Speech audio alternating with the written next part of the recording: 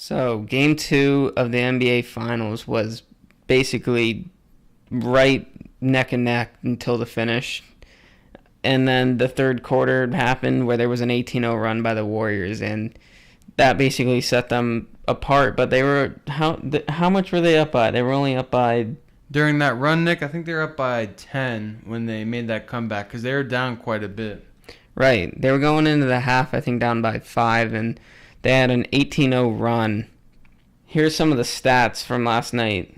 So with Golden State, Draymond Green was one assist shy from a triple-double. And another big stat that caught my eye, Cousins is actually coming back and playing well, unlike his game one, where he had 11 points, 10 rebounds, and 6 assists.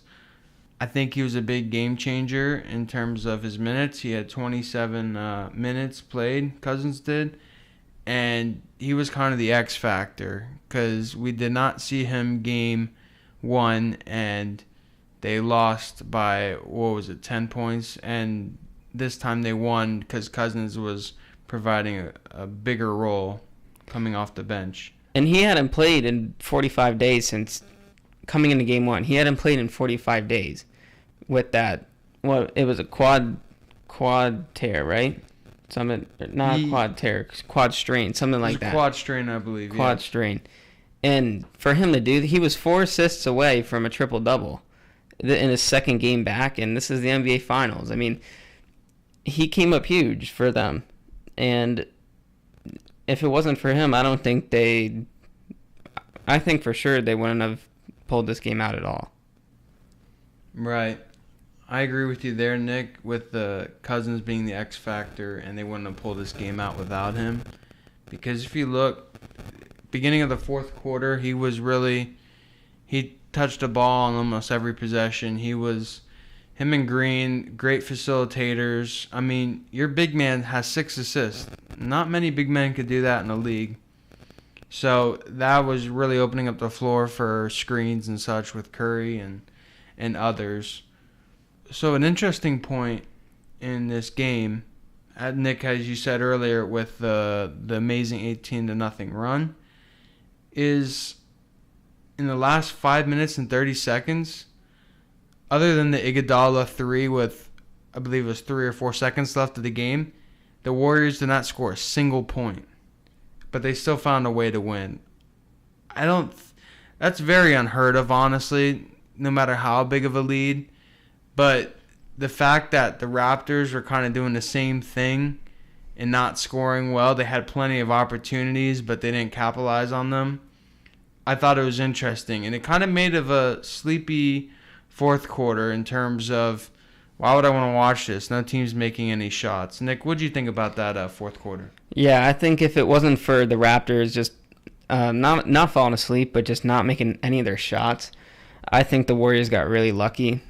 Or not really lucky, but I think they stole this one almost because if the Raptors converted on a few of their shots, and also that technical at the end of the game was really big because it brought it to a 2-point game when Kawhi made all his free throws. By the way, Kawhi was 16 for 16 on all his free throw attempts.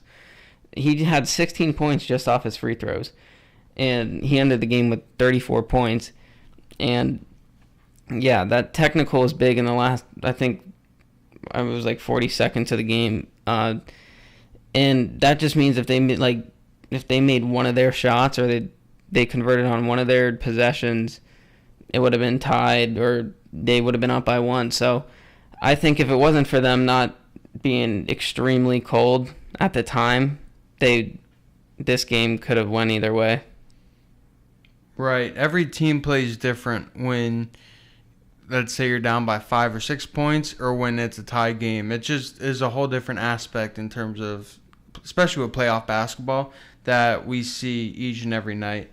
And it's not like the Raptors had a chance to not win it. They were there, minus the run. They were there the whole game. They out-rebounded on the offensive glass, 9 rebounds.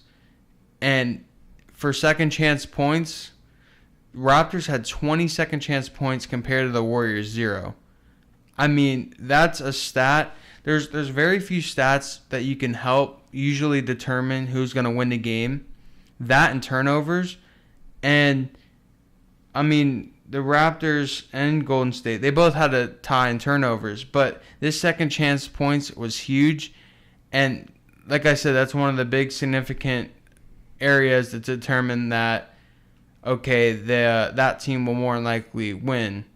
Now, it might not happen all the time, but having 0 second chance points, it's very rare to win a game like that. So my next crazy thing that I saw was that 18-0 run. How Nick was addressing that earlier. That was something that is very rare to see in terms of runs like that, where the other team scored 0 points, let alone in the finals. I mean, this is supposedly the best team versus the best team in the NBA, one from each conference. So allowing a team to go on a crazy run like that, shooting just awful, and they still got the rebounds, and they got many second chance opportunities too, and they didn't convert on any of those. And it was 5 or 6 minutes to start that third quarter. That really set the tone, and that's when we started seeing Drake kind of calm down, and we didn't really see Drake as much in terms of what he normally does when the Raptors are up. But it was just something interesting to watch. It was almost like the Raptors laid down. They laid down, gave up 18 straight points. They did not convert on any of their shots, like which we saw earlier or later in the game, which ultimately lost them the game. And they didn't convert on any of their points, which if they did, they likely would have won the game. So, if it wasn't for them laying down in the third, I think everybody could say that they would have won this game, or even put up a fight against the 18-0 run. I mean, this is the Warriors, man. You can't be doing that. Yeah, Nick, during that run, they missed 8 straight shots. We're talking about NBA professionals that missed 8 straight shots, and they turned the ball over 5 times. That in a 6-minute time frame is extremely rare to see in the finals game. The other team's just going to take advantage of it. I mean, you have to. If you're going to be that lackadaisical on both sides of the ball, technically, why should they give up? I mean, that's a big momentum swing, and it can help them easily lead to the win. But in terms of without this big run, would the Raptors have game 2 as well? Well, we don't know, because it seemed like the whole second half they were playing really lackadaisical. Once they were up, it's like they had no purpose to, keep doing good. They were up and they were happy and content with just playing to win, or just playing to be there, not playing to fully win. And then that's when the Warriors kept coming through on that run. And then after, they still shot up many bricks, especially in the fourth quarter, outside Kawhi. And even then, Kawhi shot a few bricks. But, hey, he's human, okay? But I don't know. I still think the Warriors would have had a shot. I mean, I wouldn't say it would have been a closer game because it was a 5-point game. But obviously, with the Warriors not scoring the last 5.5 minutes, minus the Iguodala 3, they would have scored more, and they would have probably still found a way to win. Yeah, that's really the thing with the Warriors. They're the team that finds the way to win no matter what, and that's the thing with them. The reason why they have 3 championships is because they know how to win when it matters. They know how to get it done. I mean, granted, their team is very good, and they structure their team around. I mean, they have Curry, Thompson, Iguodala, Green. They have Durant, but he's not playing right now. I mean, they know how to get it done. They came out this game. They knew they had to stop Kawhi. I mean, they didn't stop Kawhi, but who did they have to stop? They had to stop Siakam. They got that done. Siakam only had 12 points. I mean, everybody was talking about it. Everybody thought last game was a fluke. But in order for you to stop the fluke, you actually have to do it. So the Warriors did it, and they came up big. So right, Nick. Leading into that, I noticed and how you said they had to prepare for Kawhi defensively, and they didn't tend so to do that as much, but they focused on the other players. I think that's the key for them to win the rest of the series. As we've seen, going back to LeBron on the Cavs, if you have, as we say, one good player who always gets the ball, even if you just semi-stop him, if he has to rely on his other players, and if he has to do that and you lock them down and he can solely be on himself, that's not a winning recipe at all. And so they're okay with having Kawhi score 30, 35, 40 points, but they'll still win. The Warriors will, because no other guy's helping at all. I mean, big players who play for the Raptors, who had a great game one, like Gasol. He had 20 points in game one. He had 6 points in game two. Why? Because the defense was better on other players outside of Kawhi. Green, I mean, he's actually showing up again, 8 points. But Siakam, like you said, 12 points on 3 of 7 shooting. Why is he not shooting that many shots? Well, I mean, he was kind of in the penalty, I believe. But he only played... He did play 40 minutes, so who knows? He was just locked down that much that they didn't even want to pass to him, it seems like, playing good defense. But a very interesting stat I found, actually 2 of them, real quick here, is that with regards to Siakam, Draymond Green defended him quite a bit during Game 2 compared to Game 1. In Game 1 against Draymond, Siakam had 12 points on 5 of 8 shooting, where Game 2... he had 1 point on 0 for 6 shooting. So that's one of the many keys to win for the Warriors in terms of having Green guard Siakam, because, as I said, he went 0 for 6. I mean, maybe they weren't all the greatest shots, but that's definitely way better than what they did Game 1 in terms of attempting to stop him. And the other interesting stat I found is the Warriors made, 38 field goals. They assisted on 34 of them.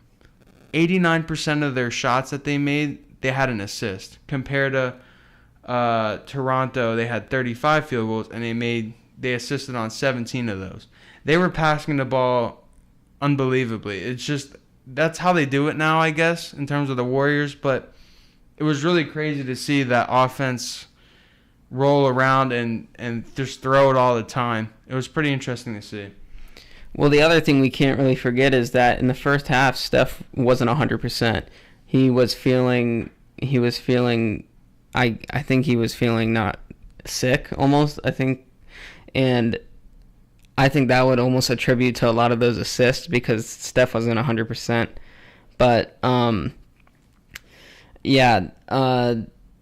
another thing, the assist category for Toronto, almost this... A lot of the reason why you don't see assists for Toronto is because Kawhi is doing it all almost. He's bringing the ball up and he's driving to the cup and dropping it in.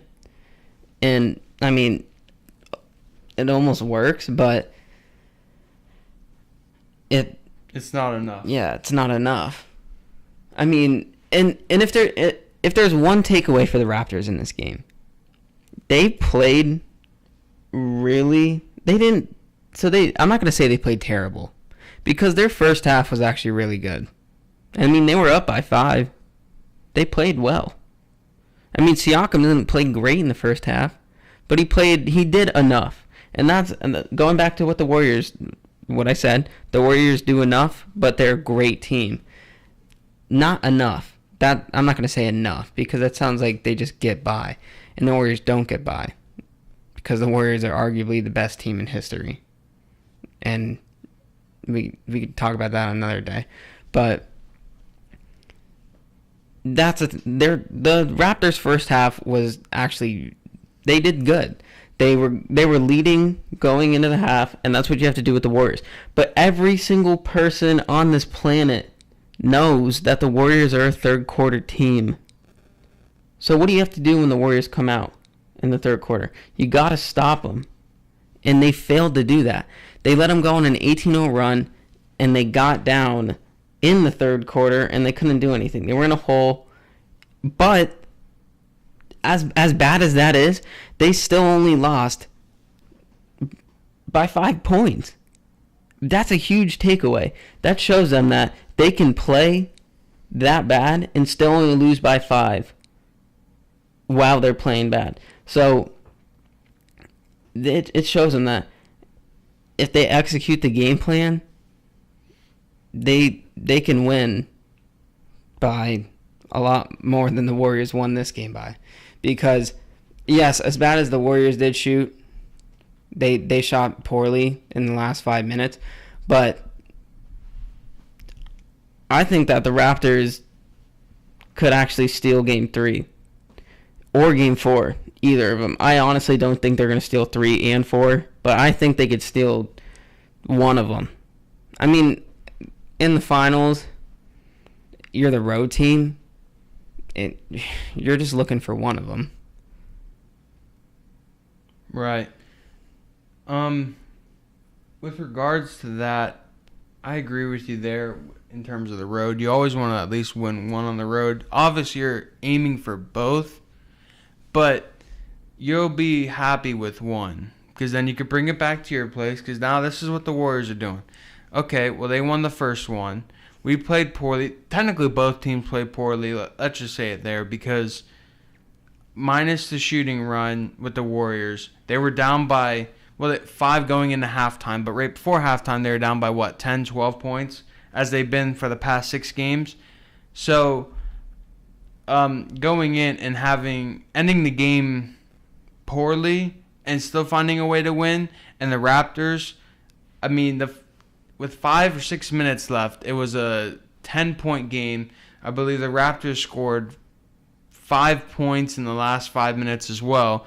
So both teams ended really poorly. So it's almost like they have a clean slate. It's 1-1, but it's still technically 0-0.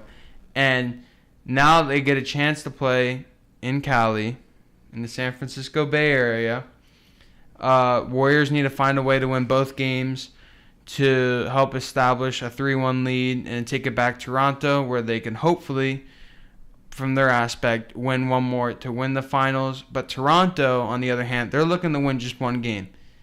Preferably 2, like I said, but one game is really all they need before they need to bring it back to Canada, and where Drake will be there and all happy, and where they can help achieve to win this series.